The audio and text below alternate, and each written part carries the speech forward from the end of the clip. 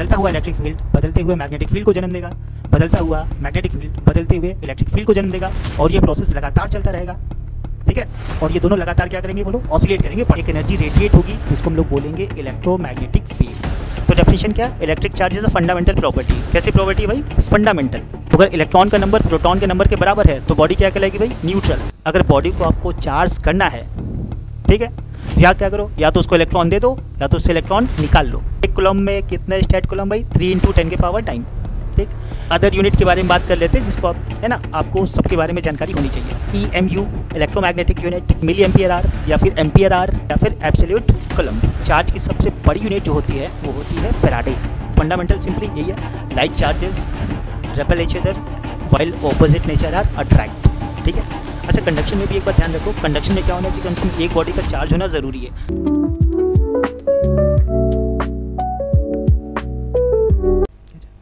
Hello friends, स्वागत है आपका कॉमेट हब परिवार में ना। तो शुरुआत करते हैं फिजिक्स के पहले चैप्टर से ना, जिसका नाम है इलेक्ट्रिक चार्जेस एंड फील्ड। ठीक है, शुरुआत करी जाए। ठीक है, करा जाए। देखो, ठीक है, सबसे पहली बात हम लोग को जो पूरे 12th में पढ़ना है, बेसिकली पढ़ना है इलेक्ट्रोमैग्नेटिज्म के बारे में। किसके बारे में पढ़ना है, इलेक्ट्रोमैग्नेटिज्म के बारे में। ठीक है, और इलेक्ट्रोमैग्नेटिज्म जो है वो किसके बारे में स्टडी है, चार्ज के बारे में। किसके बारे में, चार्ज के बारे में। ठीक है, तो इस चार्ज की डेफिनेशन तो हम बाद में पढ़ेंगे, पहले देखते हैं कि ये क्या क्या कर सकता है ना। रुका होगा तो क्या होगा, चल रहेगा तो क्या होगा, ठीक है, एक्सेलरेट होगा तो क्या होगा। ठीक है, तो आइए ये सब चीज़ हम यहाँ पर देखते हैं ना। ठीक है, डेफिनेशन बाद में पढ़ लेंगे, इससे हम लोग डेफिनेशन अच्छे से बना लेंगे। ठीक है, तो ध्यान दो, सबसे पहली बात है ना, चार्ज है ना। देखो चार्ज, ठीक है, चार्ज को ट्रांसफ़र करने के तरीके आगे पढ़े जाएंगे। ठीक है, जैसे मान लो आपने अपने हाथ को रब किया, तो रब करने से होगा क्या, चार्ज का ट्रांसफ़र होगा। ठीक है, चार्ज ट्रांसफ़र होगा ना, या चार्ज एग्जिस्टेंस में आएगा। ठीक, तो सोचो एक पर जितना पॉजिटिव आएगा दूसरे पर जितना नेगेटिव आएगा, बाद में इस मेथड का नाम बाद में देखा जाएगा ना। अभी मान लो चार्ज जैसी कोई चीज़ है, ठीक, ठीक है, अब मान लो यही चार्ज को आपने हाथ से ऐसे रब करके दोनों को अलग अलग कर लिया। अब यहाँ से चार्ज को चलना है नहीं, तो चार्ज किस पर आ जाएगा, रेस्ट पे। ठीक है, तो चार्ज जब रेस्ट पर होगा, ठीक है, चार्ज जब रेस्ट पर होगा तो सिर्फ और सिर्फ इलेक्ट्रोस्टैटिक फील्ड ही प्रोड्यूस करेगा। कौन सी फील्ड, इलेक्ट्रोस्टैटिक।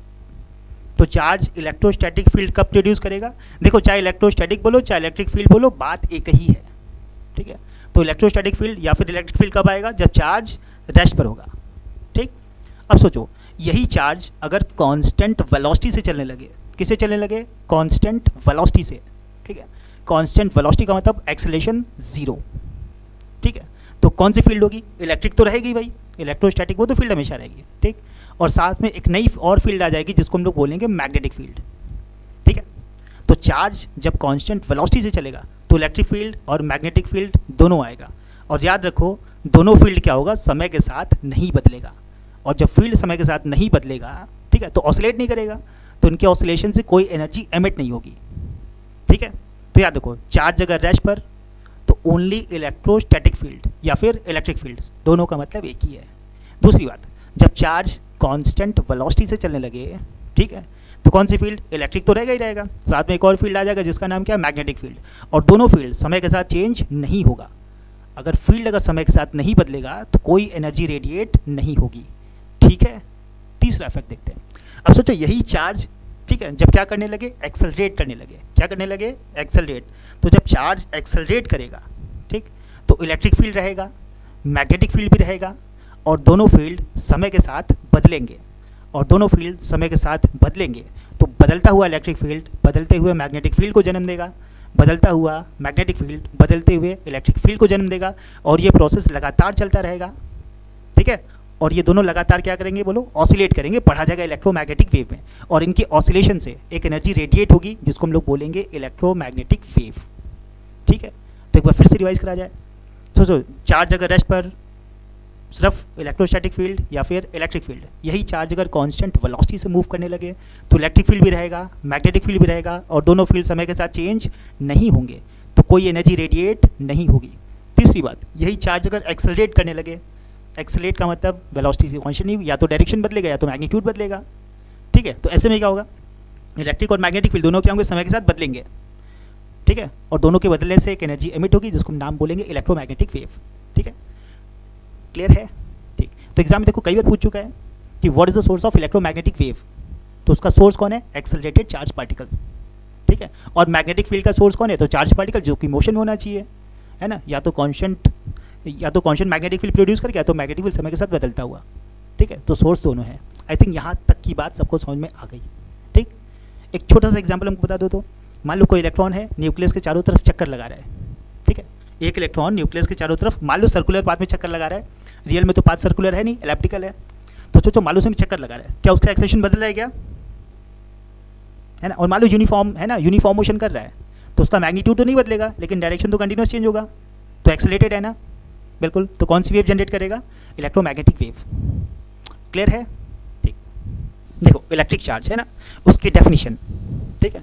तो डेफिनेशन क्या? Electric charge is a fundamental property. कैसी प्रॉपर्टी भाई? फंडामेंटल, ठीक है, of a substance that causes it to experience a force when is an placed in electromagnetic field, ठीक है। तो जब भी चार्ज को इलेक्ट्रिक फील्ड या मैग्नेटिक फील्ड में रखा जाएगा, ठीक है, ठीक भाई, तो कुछ ना कुछ इफेक्ट दिखाएगा, उस पर फोर्स लगेगा। क्लियर है? तो चार्ज की डेफिनेशन हम लोग पीछे वाले स्लाइड से और अच्छे से बना लेते हैं। तो चार्ज क्या होगा? किसी सब्सटेंस की प्रॉपर्टी होगी जो किसका इफेक्ट दिखानी चाहिए, इलेक्ट्रिक और मैग्नेटिक वाला, ठीक है। इसको हम लोग बोला जाएगा चार्ज, ठीक है। आगे बढ़ा जाए, ठीक। चार्ज की डेफिनेशन क्लियर हो गई। अब चार्ज के कुछ छोटी छोटी चीज़ें हमको पता होनी चाहिए, ठीक, कि कब बॉडी चार्ज होगी, कब बॉडी न्यूट्रल होगी, ठीक। तो हम लोग रिलेट करते हैं, है ना, केमिस्ट्री में चले जाते हैं। केमिस्ट्री में हमने एटम पढ़ा होगा, ठीक है। एटम के अंदर न्यूक्लियस है, और न्यूक्लियस के अंदर न्यूट्रॉन और प्रोटॉन है, और इलेक्ट्रॉन क्या होता है? न्यूक्लियस के चारों तरफ चक्कर लगाता है, ठीक, ठीक है। हाँ, सर्कुलर पाथ में नहीं, इलेक्ट्रिकल पाथ में चक्कर लगाता है, ठीक। अब ध्यान सुनो, देखो अगर मान लो इलेक्ट्रॉनों की संख्या प्रोटॉनों की संख्या के बराबर है, इलेक्ट्रॉनों की संख्या प्रोटॉनों की संख्या के बराबर है, तो बॉडी क्या है भाई? न्यूट्रल है ना। बॉडी क्या है? न्यूट्रल, ठीक। और न्यूट्रल बॉडी से, ठीक है ना, इनको मिलाएंगे, मिलियन बिलियन ट्रिलियन पता नहीं कितने एटम को आप मिला दोगे, तो उससे जो बॉडी बनाओगे वो भी क्या होगी? न्यूट्रल ही होगी, ठीक है। तो अगर इलेक्ट्रॉन का नंबर प्रोटॉन के नंबर के बराबर है तो बॉडी क्या कहलाएगी भाई? न्यूट्रल, ठीक। अगर बॉडी को आपको चार्ज करना है, ठीक है, तो या क्या करो, या तो उसको इलेक्ट्रॉन दे दो, या तो उससे इलेक्ट्रॉन निकाल लो, ठीक है। प्रोटॉन को नहीं निकाल सकते, प्रोटॉन को निकालने में काफ़ी मेहनत लगेगी, तो उसके चक्कर में लोग नहीं पड़ते हैं, ठीक है। तो जब भी बॉडी को चार्ज करना होगा क्या करना होगा? या तो उसको आप इलेक्ट्रॉन दे दो, या तो उससे इलेक्ट्रॉन निकाल लो, ठीक। और अगर आप बॉडी को अगर आप इलेक्ट्रॉन दे रहे हो, है ना, तो बॉडी बिकम्स नेगेटिवली चार्ज, ठीक भाई, बॉडी बिकम्स नेगेटिवली चार्ज, और उसको बोला जाएगा एक्सेस ऑफ इलेक्ट्रॉन। क्लियर है?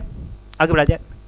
देखो अब मान लो उसी बॉडी से हमने क्या किया? इलेक्ट्रॉन को निकाल लिया, उसी बॉडी से हमने इलेक्ट्रॉन को निकाल लिया, तो उसके पास इलेक्ट्रॉन की कमी हो गई, उसके पास इलेक्ट्रॉन की कमी हो गई, ठीक है। हम ये नहीं बोलेंगे प्रोटॉन निकाल लिया, क्लियर, इलेक्ट्रॉन के निकलने से, ठीक है, उसके पास इलेक्ट्रॉन की कमी हो गई, तो उसको बोला जाएगा इलेक्ट्रॉन डेफिशिएंट हो गया। क्या हो गया? Electron deficient. और उस पर कैसा चार्ज आएगा? पॉजिटिव, ठीक। पॉजिटिव चार्ज ये बताता है कि उस पर इलेक्ट्रॉन की कमी है, नेगेटिव चार्ज ये बताता है कि उस पर इलेक्ट्रॉन एक्सेस है। छोटी छोटी बातें समझ में आई, ठीक है। अगले पॉइंट को कैरी किया जाए, ठीक। तीसरी बात जो आता है ना, ये जो चार्ज आज हम लोग कर रहे हैं, ये चार्ज जो बेसिकली स्केलर क्वांटिटी है। कैसी क्वांटिटी? स्केलर।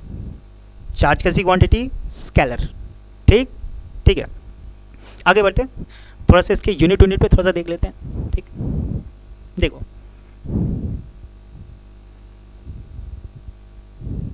देखो भाई,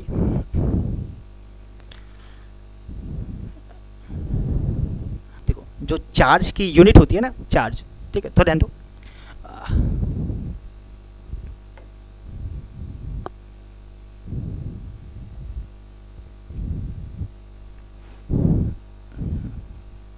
ठीक है भाई,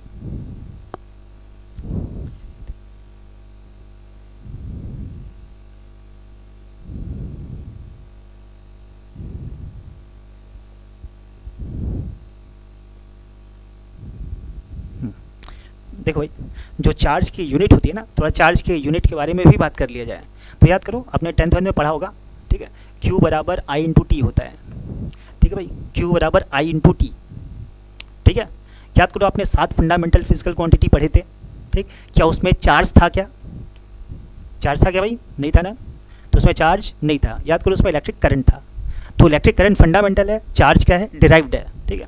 तो चार्ज कैसी क्वांटिटी? डिराइव्ड, ठीक है। किससे मिलकर बना है?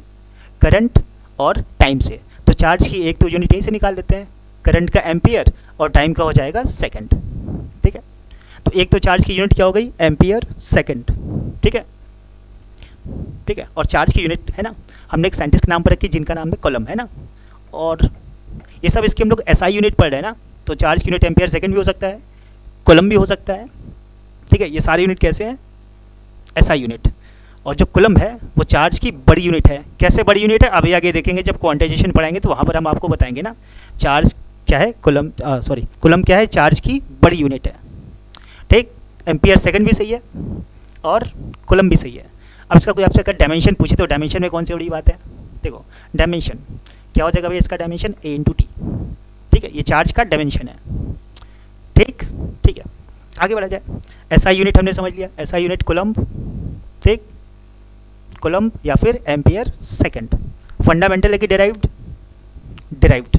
ठीक, तीसरी बात एसआई देख लिया, अब सीजीएस को देखते हैं। ठीक है, चार्ज की सीजीएस यूनिट क्या है, तो देखो सीजीएस यूनिट जो चार्ज की है ना, या तो इलेक्ट्रोस्टैटिक यूनिट, ठीक, क्या इलेक्ट्रोस्टैटिक यूनिट, ठीक, या फिर इसको फ्रैंकलिन भी बोलते हैं। क्या बोलते हैं, फ्रैंकलिन, या फिर स्टैट कूलम। ठीक है, तीनों एक ही चीज़ है, तीनों इसके कौन सी यूनिट, सीजीएस। ठीक है, सीजीएस कौन कौन सा, ESU इलेक्ट्रोस्टैटिक यूनिट, या फिर फ्रैंकलिन, या फिर स्टैट कूलम। ठीक, अब हमको दोनों में रिलेशन पता होना चाहिए सीजीएस और एसआई यूनिट का, तो यहाँ पे लिखा हुआ है एक कूलम में कितने स्टैट कूलम भाई, 3 × 10⁻⁹। ठीक है ना, आपसे अगर एग्जाम में पूछे कि एक कूलम में कितने फ्रैंकलिन या कितने ESU, तो सब एक ही बात है। ठीक, और यही याद रखो, यही चार्ज की सबसे छोटी यूनिट भी होती है। ठीक है, ठीक है, आगे देखो, और अदर यूनिट के बारे में बात कर लेते हैं, जिसको आप है ना, आपको सबके बारे में जानकारी होनी चाहिए। ठीक है, अदर यूनिट में देखो, अदर यूनिट में क्या हो जाएगा, EMU इलेक्ट्रोमैग्नेटिक यूनिट। ठीक, या फिर मिली एम्पियर आर, या फिर एम्पियर आर। ठीक, या फिर एब्सोल्यूट कूलम। ये सारे क्या है, अदर यूनिट है ना। ठीक, अब देखो ध्यान रखो, एब्सोल्यूट कूलम को ABC भी बोलते हैं शॉर्ट में ना। ठीक, तो याद करो, एक ABC में 10 कूलम होते हैं, एक ABC में 10 कूलम। क्लियर।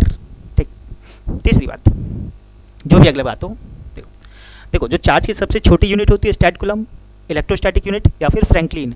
और चार्ज की सबसे बड़ी यूनिट जो होती है वो होती है फैराडे। चार्ज की सबसे बड़ी यूनिट फैराडे। ठीक है, केमिस्ट्री में पढ़ा था, इलेक्ट्रोकेमिस्ट्री में। ठीक, अब आपसे कोई पूछे, ठीक है, बड़ी यूनिट होती है, देखते कितनी, तो एक फैराडे में कितना भाई, 96,500 कूलम। एक फैराडे में कितने कूलम, 96,500। ठीक है, ठीक, आगे बढ़, आगे देखो, और छोटी छोटी बातें। ठीक, अच्छा एक बात बताओ यार, जो न्यूट्रॉन होता है, क्या न्यूट्रॉन का मास होता है ना, न्यूट्रॉन का मास होता है 1.629 × 10⁻⁻27 kg होता है। ठीक, क्या न्यूट्रॉन के पास कोई चार्ज होता है, तो आंसर है नहीं, न्यूट्रॉन के पास कोई चार्ज नहीं है। ठीक है भाई, तो हम यहाँ पर इससे ये बात हम बोल सकते हैं, ठीक है, न्यूट्रॉन के पास मास है लेकिन चार्ज नहीं है। तो बिना चार्ज के मास एग्जिस्ट कर गया कि नहीं, करा ना, बिना चार्ज के मास एग्जिस्ट कर गया। क्लियर, क्या मास के बिना चार्ज एग्जिस्ट कर पाएगा, तो आंसर है नहीं। क्लियर है, तो mass can exist without charge, but charge can not exist without mass. ठीक है, एग्जाम्पल न्यूट्रॉन है। ठीक, आई थिंक ये वाला पॉइंट आपको समझ में आ गया। ठीक है, एक लास्ट वाला पॉइंट और देख लेते हैं। देखो भाई, जो मास है ना, मास, ठीक है, मास क्या करता है, स्पीड पर डिपेंड करता है। मास क्या करता है, स्पीड पर डिपेंड करता है ना। कौन सा रिलेशन, ध्यान दिया जाए, एक छोटा सा रिलेशन है, अगर आपने थोड़ा बहुत पढ़ा होगा थ्योरी ऑफ रिलेटिविटी में। देखो ये रिलेशन आपने पढ़ा था, m बराबर, पढ़ा नहीं होगा 11th के फर्स्ट चैप्टर में थोड़ा सा बताते हैं ना, m बराबर m0 1 - v²/c²। ठीक है, ठीक है, m बराबर m है ना, m0 1 - v²/c²। ठीक है, जहाँ पर v क्या है, v is the speed of the particle, c क्या है, स्पीड ऑफ लाइट। ठीक है, और जब पार्टिकल रुका रहेगा तो जो उसका मास होगा उसको बोलते हैं m0। m0 को बोलते हैं रेस्ट मास। ठीक है, m0 को बोलते हैं रेस्ट मास। ठीक, और ये कौन सा मास, ये मूवेबल मास है। कौन सा मास, मूवेबल मास। ठीक, तो एक बात बताओ, यहाँ से अगर हम पार्टिकल के अगर हम स्पीड को बढ़ाएंगे, किसको बढ़ाएंगे, स्पीड को, तो अगर स्पीड बढ़ाएंगे तो उसका मास क्या होगा भाई, बढ़ेगा। ठीक है, अगर हम पार्टिकल की स्पीड बढ़ाएंगे तो उसका मास बढ़ जाएगा। क्लियर है? तो क्या स्पीड मास पर डिपेंड करता है? तो आंसर है हाँ। ठीक। और दूसरी बात सोचो, अगर हम आपसे पूछें किसी का भी चार्ज, मान लो चार्ज बोलते हैं 1 कूलम, ठीक, अगर वो रुका रह गया तब भी 1 कूलम बोलेंगे, अगर वो चल रहा है तब भी 1 कूलम बोलेंगे, दौड़ रहा है तब भी कितना? 1 कूलम। तो जो चार्ज होता है वो स्पीड पर डिपेंड नहीं करता। क्लियर है? तो चार्ज भाई, चार्ज चार्ज चार्ज चार्ज है ना, स्पीड पर डिपेंड नहीं करता। नहीं करता तो पावर क्या लगा दो? 0। तो speed is independent of charge, ठीक, but mass is depends on speed. Speed बढ़ेगा, मास बढ़ेगा। क्लियर है? ठीक है, आगे बढ़ा जाए। देखो, सबसे पहले एक साइंटिस्ट है ना जिनका नाम था बेंजामिन फ्रैंकलिन, उन्होंने ये बताया कि ठीक है कि जब भी क्या करते हैं, ग्लास रॉड को सिल्क क्लॉथ से रब करते हैं, जब भी ग्लास रॉड को सिल्क क्लॉथ से रब करते हैं, ठीक है, तो रब करने के बाद ग्लास रॉड पर जो चार्ज है ना, जो चार्ज ग्लास रॉड पर अपीयर होता है ना, वो कौन सा चार्ज होता है? ग्लास रॉड पर पॉजिटिव। और जो चार्ज अपीयर होगा सिल्क क्लॉथ पर, है ना, वो चार्ज कौन सा? नेगेटिव। ठीक है। अब चूंकि शुरुआत में उन्होंने ऐसे ही बोल दिया, अगर शुरुआत में अगर वो बोलते हैं कि ग्लास रॉड पर अगर नेगेटिव है तो आज हम उसको नेगेटिव पढ़ रहे होते हैं, है ना। तो प्रोटॉन के चार्ज को क्या बोलते हैं? नेगेटिव। इलेक्ट्रॉन के चार्ज को क्या बोलते हैं? पॉजिटिव। ठीक है, वो उस समय की बात थी। तो बेंजामिन फ्रैंकलिन ने सबसे पहले, है ना, ठीक है, सबसे पहले ये सजेस्ट किया था कि चार्ज कितने टाइप के होते हैं नेचर में? 2 टाइप के, एक पॉजिटिव एक नेगेटिव। क्लियर है? ठीक, ठीक है, चार्ज 2 टाइप के ना, किसने बताया? बेंजामिन फ्रैंकलिन, नाम याद रखना। ठीक है। अब एक बात और बताओ, एक छोटी छोटी डेफिनेशन आपसे एग्जाम में पूछा जाता है, आपसे पूछेगा कि पोलैरिटी ऑफ चार्ज बताओ। ठीक है, तो इसका आंसर द प्रॉपर्टी, है ना, which differentiate the 2 kinds of charge, उसको हम क्या बोलेंगे? Polarity of charge. ठीक ठीक ठीक।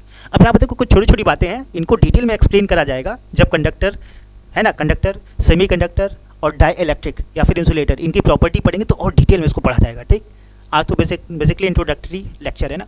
ठीक, देखो क्या लिखा है, only rubbed area on non conducting body gets charge and this charge does not, है ना, move the other part of the body. ठीक है, इसके कहने का क्या मतलब है समझो। देखो, अब इस बात को बता देते हैं, जब प्रॉपर्टीज कंडक्टर की पढ़ेंगे तो और डिटेल में इसको एक्सप्लेन किया जाएगा। ठीक, जैसे मान लो अगर हम आपसे बोले,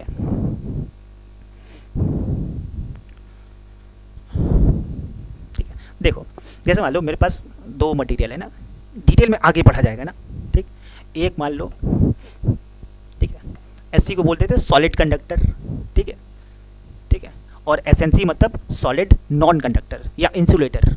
ठीक है, एससी का मतलब सॉलिड कंडक्टर, एसएनसी का मतलब सॉलिड नॉन कंडक्टर। ठीक, देखो होता क्या है, ये सब डिटेल में आगे पढ़ेंगे ना, बस थोड़ा सा यहाँ पर इंट्रोडक्शन दे रहे हैं। देखो कंडक्टर क्या होता है, अगर आप कंडक्टर को चार्ज दोगे, कंडक्टर को क्या करोगे? चार्ज दोगे, तो चार्ज कहाँ चला जाएगा? आउटर सरफेस पे। ठीक, ऐसा क्यों होता है? कंडक्टर की प्रॉपर्टी में पढ़ा जाएगा। तो कंडक्टर को जब भी चार्ज दिया जाएगा, कंडक्टर पर चार्ज अपने आप अरेंज होगा, आपको अरेंज करने की जरूरत नहीं है। क्लियर है? तो आप कंडक्टर को चार्ज दोगे, कंडक्टर अपने आप अरेंज हो जाएगा। कंडक्टर चार्ज क्या करेगा? अपने आप को अरेंज कर लेगा। कंडक्टर क्या करेगा? चार्ज को अरेंज कर लेगा।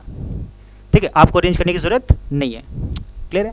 अब यही बातें करते हैं, अगर इंसुलेटर की बात करते हैं या नॉन कंडक्टर की बात करते हैं, तो नॉन कंडक्टर में होता क्या है कि चार्ज, है ना, जहाँ पर आप चार्ज दोगे चार्ज वहीं पे पड़ा रहेगा। ठीक है, चार्ज क्या होता है? लोकलाइज्ड हो जाता है ना, और इसमें क्या होता है? अपने आप डिस्ट्रीब्यूट हो जाता है। इसमें क्या करना पड़ता है? हमको अरेंज करना पड़ता है, इसमें खुद ब खुद अरेंज हो जाता है। ठीक, तो वही बात यहाँ पर देखो लिखा हुआ है ना, लिखा है this charge does not move the other part of the body. ठीक है, इंसुलेटर में याद रखना है, चार्ज अपने आप अरेंज नहीं होता, आपको करना पड़ता है। कंडक्टर में चार्ज आप दोगे, अपने आप अरेंज हो जाएगा, वो चार्ज कहाँ चला जाएगा? आउटर सरफेस पे। ये पढ़ा जाएगा। ठीक, समझ में आ गया? चार्ज कितने टाइप के? 2 टाइप के। कौन कौन से? पॉजिटिव और नेगेटिव। किसने बताया? बेंजामिन फ्रैंकलिन ने। क्या करके? ग्लास रॉड को सिल्क क्लॉथ से रब करके। जो चार्ज ग्लास रॉड पर अपीयर होगा उस पर कैसा चार्ज? पॉजिटिव। जो चार्ज सिल्क क्लॉथ पर अपीयर होगा वो चार्ज नेगेटिव। यहाँ तक बात समझ में आ गई? चार्जेस के छोटे छोटे पॉइंट आपको एकदम अच्छे अच्छे जाने चाहिए। ठीक है, अगर आगे अच्छा पढ़ना है तब। ठीक है, बढ़ा जाए आगे।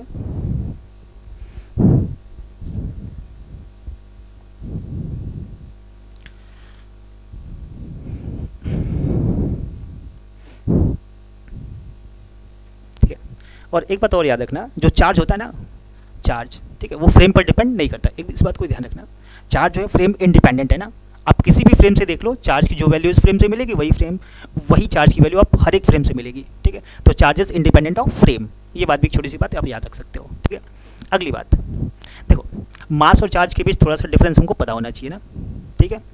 तो सबसे पहली बात डेफिनेशन बताया था, चार्ज, ठीक है। चार्ज किसी सब्सटेंस की प्रॉपर्टी है जो कौन कौन सा इफेक्ट दिखाएगी, इलेक्ट्रिक और मैग्नेटिक का, क्लियर है, ठीक। मास समझा जाए, मास के fundamental properties determine an objects inertia, ठीक है, ठीक है। मास है ना, याद रखो, जितना ज़्यादा मास होगा उतना ज़्यादा एनर्शिया होगा। एनर्शिया का मतलब अपोजिशन, ठीक है, क्लियर है, ठीक। दूसरा देखो, टाइप्स, ये जीरो नहीं होता भाई, है ना। कितने टाइप के, 2 टाइप के, पॉजिटिव और नेगेटिव, जीरो नहीं होता भाई ना, ठीक है, ये जीरो नहीं है, ठीक। कितने टाइप के भाई, 2 टाइप के, पॉजिटिव और नेगेटिव। और मास सिर्फ हमेशा क्या होता है, पॉजिटिव होता है, ठीक है। डिफरेंशिएट आप कर लोगे, आना चाहिए, यूनिट्स देख लो, सब समझ में आए। क्वांटाइजेशन, ये क्वांटाइजेशन की प्रॉपर्टी हम आगे पढ़ेंगे ना, ठीक है।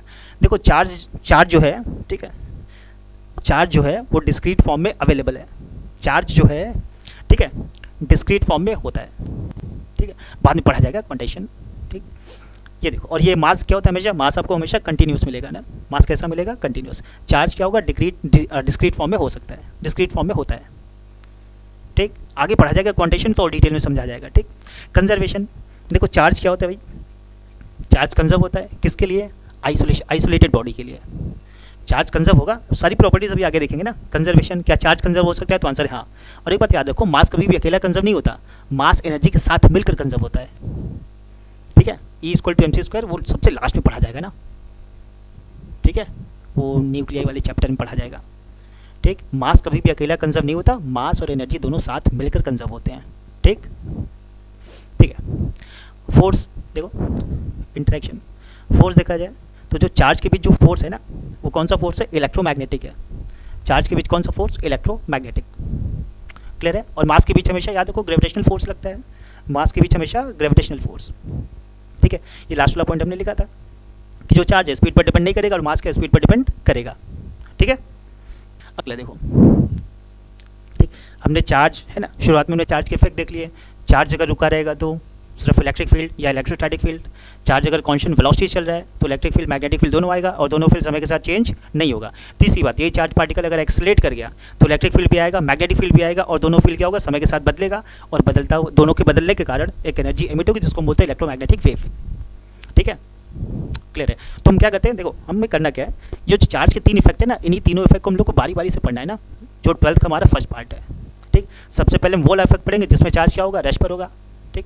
फिर उसके आगे कौन सा पढ़ेंगे, जिसमें चार्ज क्या होगा, कांस्टेंट वेलोसिटी से मूव करेगा। फिर थर्ड पार्ट जिसमें क्या होगा, वो एक्सेलरेट करेगा, जो लास्ट में पढ़ा जाएगा इलेक्ट्रोमैग्नेटिक वेव में। सीक्वेंस समझ में आ गया। तो सबसे पहले हम लोग को कौन सा चीज़ पढ़ना चाहिए, जिसमें चार्ज रेस्ट पर हो, ठीक। तो जो चार्ज अगर रेस्ट पर होगा, ठीक है, तो सिर्फ कौन सी फील्ड जनरेट करेगा, इलेक्ट्रोस्टैटिक, ठीक है, जिसको हमने नाम दिया, ठीक है। रेस्ट पर होगा तो कौन सी फील्ड, इलेक्ट्रिक फील्ड, और एक किस चैप्टर के अंडर में आएगा, इलेक्ट्रोस्टैटिक। तो इलेक्ट्रोस्टैटिक का मतलब देखो, इलेक्ट्रो मीन्स इलेक्ट्रिसिटी, स्टैटिक का मतलब होता है रेस्ट, ठीक। तो जब चार्ज रेस्ट पर होगा, ठीक है, ठीक है, देखो जब चार्ज रेस्ट पर होगा, ठीक है, तो उसके बीच कितना फोर्स लगेगा, कितना पोटेंशियल होगा, कितना फील्ड होगा, यही सब हम लोग इस चैप्टर के अंदर पढ़ेंगे, ठीक। इलेक्ट्रोस्टैटिक की डेफिनेशन आई थिंक क्लियर है, ठीक है। इलेक्ट्रो का मतलब चार्ज, स्टैटिक का मतलब एट रेस्ट, ठीक है। आगे बढ़ा जाए, आगे थोड़ा सा, ठीक है। अभी जब इलेक्ट्रोस्टैटिक पढ़े तो उसका हमको फंडामेंटल लॉ आना चाहिए। तो इलेक्ट्रोस्टैटिक का क्या आना चाहिए, फंडामेंटल लॉ। तो फंडामेंटल सिंपली यही है, like charges repel each other while opposite nature are attract, ठीक है। लाइक चार्जेस क्या करते हैं, रेपेल करेंगे, अपोजिट नेचर अट्रैक्ट करेंगे, ठीक है। अब इसी का देखो, जो फंडामेंटल लॉज है, इसके एप्लीकेशन कहाँ का है या इसका हम कहाँ का इस्तेमाल कर सकते हैं। जैसे आप फोटो कॉपी कराने जाते हो तो वहाँ पर भी क्या होता है, फंडामेंटल लॉज ऑफ इलेक्ट्रोस्टैटिक ही यूज़ होता है, ठीक है। कैसे, जो A4 साइज़ का पेज होता है ना, जैसे ये देखते हो, वो जो बक्सा बंद करता है तो उसको उसके ऊपर से क्या करती है, ग्रीन कलर की लाइट पास करती है। तो ग्रीन कलर की लाइट पास करने का मतलब क्या हुआ, उस पेपर को उसने चार्ज कर दिया। कैसा चार्ज करा, नेगेटिवली, ठीक।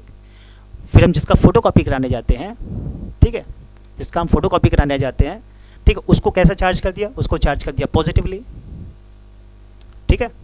उसको पॉजिटिवली चार्ज कर दिया तो माइनस वाला क्या करेगा, प्लस वाले को अट्रैक्ट कर लेगा, ठीक है, तो पूरा फोटोकॉपी हो जाएगा। वहाँ पर क्या हुआ, से अपोजिट नेचर के चार्ज क्या किए, एक दूसरे को अट्रैक्ट किए। ठीक, दूसरा एग्जांपल होता है इलेक्ट्रोस्टैटिक प्रेसिपिटेटर, है ना, जो थर्मल पावर प्लांट होते हैं वहाँ पर जब कोयले वगैरह जलाए जाते हैं तो उससे क्या होता है, वो फ्लाई ऐश जो राख होता है वो सब क्या होता है एटमॉस्फेयर में, एटमॉस्फेयर उसके साथ चला जाता है।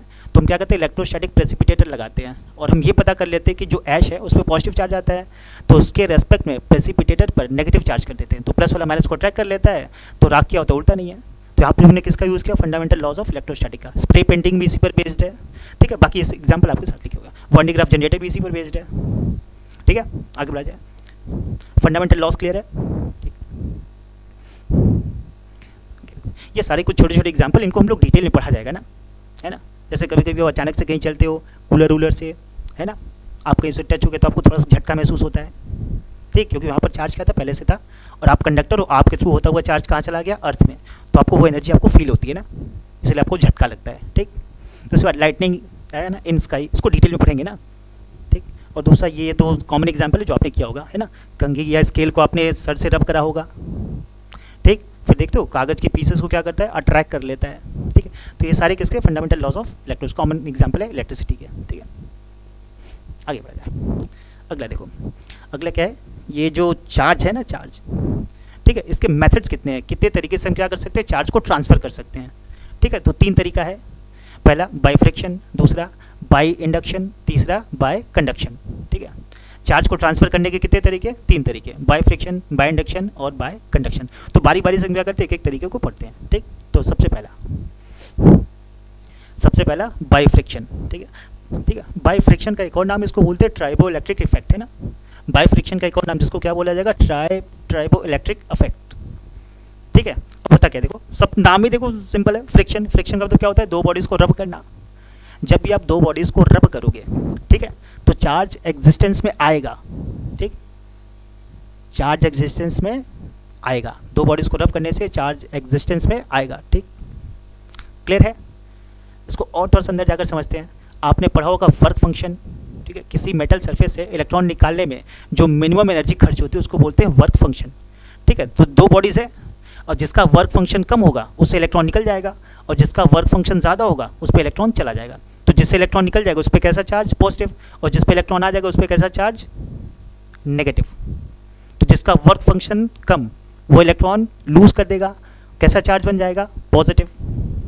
ठीक, और जिस पे वर्क फंक्शन ज़्यादा है उस पर इलेक्ट्रॉन चला जाएगा, उस पर कैसा चार्ज, नेगेटिव। यही बात यहाँ पर लिखी हुई है। क्लियर है। बाय फ्रिक्शन, इसका एक और नाम ट्राइबो इलेक्ट्रिक इफेक्ट। होता क्या है, समझ में आया। वर्क फंक्शन, उसको वर्क फंक्शन के साथ इसको जोड़कर आपने देखा जिसका वर्क फंक्शन कम उससे इलेक्ट्रॉन ईजिली निकल जाएगा। ठीक, और जिसका वर्क फंक्शन ज़्यादा होगा उस पर इलेक्ट्रॉन चला जाएगा। ठीक, और एक बात और याद रखना, जब भी आप फ्रिक्शन से, है ना, चार्ज को एग्जिस्टेंस पे ले आओगे उसमें कम से कम एक बॉडी का इंसुलेटर होना ज़रूरी है। ठीक है, दोनों बॉडी अगर कंडक्टर होगा तब तो ईजिली हो जाएगा, रब करने की कोई ज़रूरत ही नहीं है।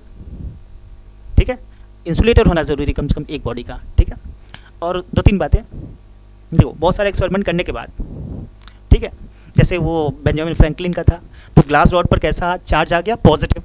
अब सोचो जिन 2 बॉडीज़ को हम रब करके ग्लास रॉड के पास ले जाएंगे, जो ग्लास रॉड से रिपेल होगा उस पर कैसा चार्ज आएगा, पॉजिटिव।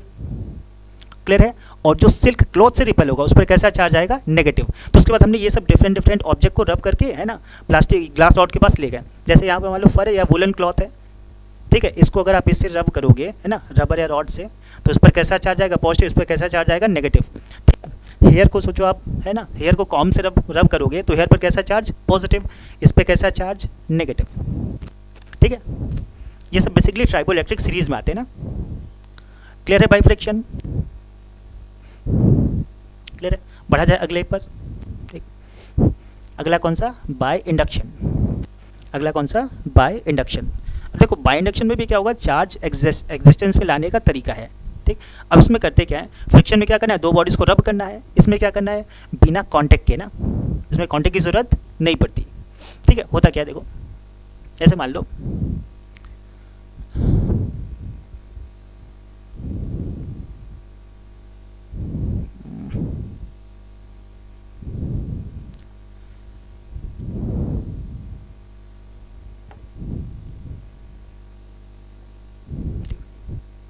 जैसे मान लो, ध्यान रखना, इंडक्शन में, ठीक है ना, जिस बॉडी पर, ठीक, हम चार्ज रॉड या चार्ज बॉडी उसके पास लेकर आएंगे तो दूसरा बॉडी इंसुलेटर होना चाहिए। क्या होना चाहिए? इंसुलेटर। ठीक है भाई, इंसुलेटर या अनचार्ज बॉडी हो सकती है ना। ठीक है, देखो लिखा क्या है, the phenomena of charging an uncharge conducting body.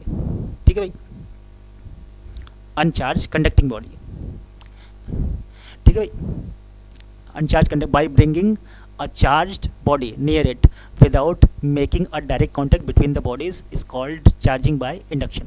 ठीक है, तो यहाँ पर कोई एक बॉडी है ना, ठीक है भाई, conducting body, sorry conducting body होनी चाहिए। ठीक, और यहाँ पर हमने क्या किया, एक चार्ज बॉडी को इसके पास लेके, इससे कॉन्टैक्ट नहीं करा, ठीक, दूरी रखने दिया, तो प्लस वाला है ना, प्लस वाला किसको अट्रैक्ट कर लेगा? माइनस वाले को, तो माइनस वाला इसके पास चला जाएगा। ठीक है, अब चूंकि ये बॉडी शुरुआत में क्या थी? न्यूट्रल थी, तो न्यूट्रल पर क्या होता है, जितने पॉजिटिव उतने नेगेटिव होते हैं। ठीक, तो नेगेटिव वाला इधर चला जाएगा, जितना इधर नेगेटिव उतना इधर पॉजिटिव। ठीक है, प्लस रखते तो माइनस आता, माइनस रखते तो प्लस आता।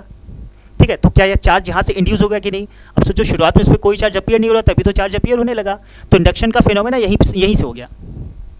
ठीक है, इंडक्शन का फिनोमेना यहीं से हो गया। अब हम चाह रहे हैं कि इस पर चार्ज परमानेंटली दिखे, तो उसके लिए हम करेंगे क्या, इसको अर्थिंग कर देंगे। अर्थिंग का कॉन्सेप्ट भी आगे पढ़ा जाएगा ना, इसको क्या कर देंगे? अर्थिंग कर देंगे। ठीक, और याद रखो, जैसे अर्थिंग करोगे, अर्थ का पोटेंशियल हमेशा जीरो होता है, अर्थ का पोटेंशियल हमेशा जीरो। ठीक है, और चार्ज का फ्लो जो होता है वो हमेशा हायर पोटेंशियल से लोअर होता है। अगर चार्ज अगर पॉजिटिव है तो हमेशा हायर पोटेंशियल से लोअर की तरफ जाएगा, और चार्ज अगर नेगेटिव है तो लोअर से हायर की तरफ जाएगा। ठीक, तो अगर बात समझ में आ गई, पॉजिटिव चार्ज तो higher potential to lower, negative charge तो लोअर पोटेंशियल टू हायर। ठीक है, तो उसको अर्थिंग करने का मतलब देखो, ये सब इस पर क्या था, इलेक्ट्रॉन डेफिशिएंट था, तो अर्थ क्या करेगा, अपने अंदर से इलेक्ट्रॉन देकर इसको न्यूट्रलाइज कर लेगा, तो ये सारा पॉजिटिव चार्ज क्या होगा भाई, गायब हो जाएगा। तो इधर कौन सा चार्ज बचा? नेगेटिव। रॉड को नहीं हटाना, ठीक है, रॉड भी है। अब यहाँ से देखो अर्थिंग कर दिया, तो सारा चार्ज इधर वाला कहाँ चला गया? चला गया ऊपर, इलेक्ट्रॉन इधर आकर इसको न्यूट्रलाइज कर दिया। ठीक, तो इधर वाला चार्ज गायब हो गया। हम क्या करते हैं, यहाँ से अर्थिंग को हटा देते हैं, रॉड अभी नहीं हटाना। ठीक, अर्थिंग जैसे ही हटा दो, इस पर क्या नेगेटिव चार्ज बच जाएगा। अब इस रॉड को हटा दो तो नेगेटिव क्या हो जाएगा, चारों तरफ डिस्ट्रीब्यूट हो जाएगा। ठीक है, क्या बात समझ में आई? ठीक, तो इंडक्शन के फिनोमेना में है ना, जिस बॉडी के पास, ठीक, हम चार्ज बॉडी लेकर जाएंगे वो हमेशा क्या होना चाहिए? न्यूट्रल होना चाहिए। क्या होना चाहिए? न्यूट्रल। और कुछ छोटी छोटी बातें देखो, ये जो यहाँ पर ये है ना, ये इंसुलेटिंग है ना, इंसुलेटर है। ये कैसा है? इंसुलेटर। नहीं तो उस पर चार्ज अपीयर होगा, पता चला अर्थ में चला गया, इसलिए ये सब कैसा होता है? इंसुलेटर होता है। ठीक, तो देखो शुरुआत में इस पर कोई चार्ज नहीं था, जब रॉड यहाँ पे नहीं था तो इस पर कोई चार्ज नहीं था, अभी चार्ज देखो इस पर अपीयर हो गया ना, नेगेटिव। और याद रखना, इंडक्शन का फिनोमेना यहीं से ही हो गया। अब हम चाह रहे हैं कि चार्ज इस पर परमानेंटली दिखाई दे, मतलब रॉड को हटाने पर भी इस पर चार्ज दिखाई दे, तो बाकी सारा प्रोसेस उसके लिए है। ये तो इंडक्शन तो बस वहीं से हो गया था। ठीक है, अब इसके कुछ छोटी छोटी पॉइंट है जो आपको एकदम अच्छे से पता होना चाहिए। पहले देखो, induction take place only in bodies but not in point objects. ठीक है, इंडक्शन जो होता है वो पॉइंट ऑब्जेक्ट के लिए नहीं है, किसके लिए? बड़े बड़े बॉडीज़ के लिए ना। ठीक है, ठीक है, क्योंकि चार्ज का अरेंज होना है, तो पॉइंट होगा तो कहाँ से अरेंज होगा? ठीक, दूसरा पॉइंट देखो, जो दो सिमिलर चार्ज बॉडी होती है ना, दो सिमिलर चार्ज बॉडी होती है, उनमें क्या होता है, अगर सेम नेचर का चार्ज है तब भी उसमें क्या हो सकता है? अट्रैक्शन हो सकता है। ठीक, कैसे? थोड़ा सा ध्यान दो। जैसे मान लो यहाँ पर दो ऐसे बॉडीज़ हैं, ठीक, ठीक है, इस पर दो पॉजिटिव है, इस पर मान लो चार पॉजिटिव है। ठीक, अब जैसे एक दूसरे के पास ले आएंगे, ठीक है भाई, तो बगल में क्या इंड्यूस हो जाएगा? बोलो, माइनस। ये प्लस वाला माइनस को इंड्यूस करेगा, तो माइनस कितना आ जाएगा? इधर 4। अब ये प्लस वाला इधर माइनस को इंड्यूस करेगा। ठीक, अब ये माइनस वाले के बगल में क्या हो जाएगा भाई? पॉजिटिव, है ना, इसके बगल में भी क्या हो जाएगा? बोलो, पॉजिटिव। ठीक, तो ये प्लस माइनस एक दूसरे को न्यूट्रलाइज कर देंगे, इधर भी प्लस माइनस एक दूसरे को न्यूट्रलाइज कर देंगे। ठीक है, समझ में आ रहा है? प्लस माइनस एक दूसरे को क्या कर दिए? न्यूट्रलाइज कर दिए। तो एक पर नेगेटिव बच जाएगा, एक पर पॉजिटिव बच जाएगा, दोनों क्या कर देंगे? एक दूसरे को अट्रैक्ट कर देंगे। तो जब भी कहीं दो बड़ी बड़ी बॉडीज़ है और दोनों पर सेम नेचर का चार्ज है तो उनमें अट्रैक्शन भी हो सकता है, लेकिन अगर पॉइंट चार्ज होगा तो हमेशा क्या होगा? रिपल्शन होगा। क्या इंडक्शन की बात समझ में आई? क्लियर है? इंडक्शन हमेशा किसके बीच? इंडक्शन किसके बीच? एक न्यूट्रल बॉडी और एक चार्ज बॉडी। ठीक है, इंडक्शन के बारे में दोनों पॉइंट आपको एकदम अच्छे से याद रहेगा। इंडक्शन हमेशा क्या होगा? ठीक है, बॉडीज़ के बीच है, होता है ना, पॉइंट चार्ज के बीच नहीं होगा। अगर दो बॉडीज़ हैं, ठीक है, दोनों पर अगर सेम नेचर का चार्ज है तो उसमें अट्रैक्शन हो सकता है, और अगर पॉइंट चार्ज होगा, सेम नेचर का चार्ज होगा, तो हमेशा क्या होगा, रिपल्शन होगा। ठीक है, आगे बढ़ा जाए।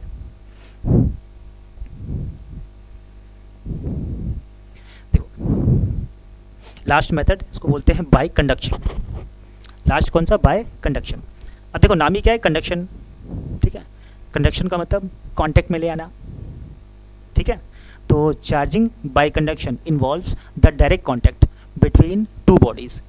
ठीक है, अच्छा कंडक्शन में भी एक बात ध्यान रखो, कंडक्शन में क्या होना चाहिए, कम से कम एक बॉडी का चार्ज होना ज़रूरी है। अगर दोनों बॉडी न्यूट्रल है तो आप उनको कांटेक्ट में रखोगे, ठीक है, तो वहाँ पर चार्ज किसी पर अपीयर नहीं होगा। ठीक, तो कम से कम एक बॉडी का चार्ज होना ज़रूरी है कंडक्शन में। ठीक है भाई, ये सिंपल सा एग्जांपल है। देखो अनचार्ज बॉडी है, चार्ज बॉडी है, इसके पास लाएं। और एक बात और याद रखना, कंडक्शन में क्या होगा, दोनों बॉडीज़ पर सेम नेचर का चार्ज अपीयर होगा। ठीक है, सेम नेचर का चार्ज अपीयर होगा। यहाँ पर देखो इसे न्यूट्रल है, ठीक है, अनचार्ज है। यहाँ पर क्या पॉजिटिव, इसके पास लाए कॉन्टैक्ट में, देखो दोनों पर कैसा चार्ज आ गया, पॉजिटिव। ठीक है, और इक्वली अगर उसको मान लो आइडेंटिकल शेप का है, आइडेंटिकल शेप एंड साइज है, ठीक है, आइडेंटिकल शेप एंड साइज है, तो दोनों पर क्या होगा, अगर इस पर क्यू चार्ज था, ठीक है, तो कांटेक्ट में लाने के बाद दोनों पर जो चार्ज का डिस्ट्रीब्यूशन होगा वो दोनों के समेशन का आधा दोनों पर बढ़ जाएगा। ये बांटने वाला प्रोसेस आगे सीखा जाएगा। ठीक है, तो कंडक्शन की बात सुन भाई। अब कंडक्शन में थोड़े पॉइंट याद रखो। देखो in method of conduction at least one body should be charge. इसमें क्या होना चाहिए, कम से कम एक बॉडी का चार्ज होना ज़रूरी है। ठीक है, तो आई थिंक इतनी बातें तुम्हें समझ में आ गई। ठीक है, नेक्स्ट टर्न कूलम्ब्स लॉ या फिर गॉस लॉ पढ़ा जाएगा, या फिर अभी बहुत सारी चीज़ें पढ़नी है। ठीक है, चार्ज की कुछ प्रॉपर्टीज़ पढ़नी है, फंडामेंटल प्रॉपर्टीज़ पढ़नी है, कूलम्ब्स लॉ पढ़ने हैं, बहुत सारी चीज़ें पढ़नी है, तो धीरे धीरे आगे पढ़ा जाएगा। ठीक है, यहाँ तक बात क्लियर है। ठीक है, थैंक यू।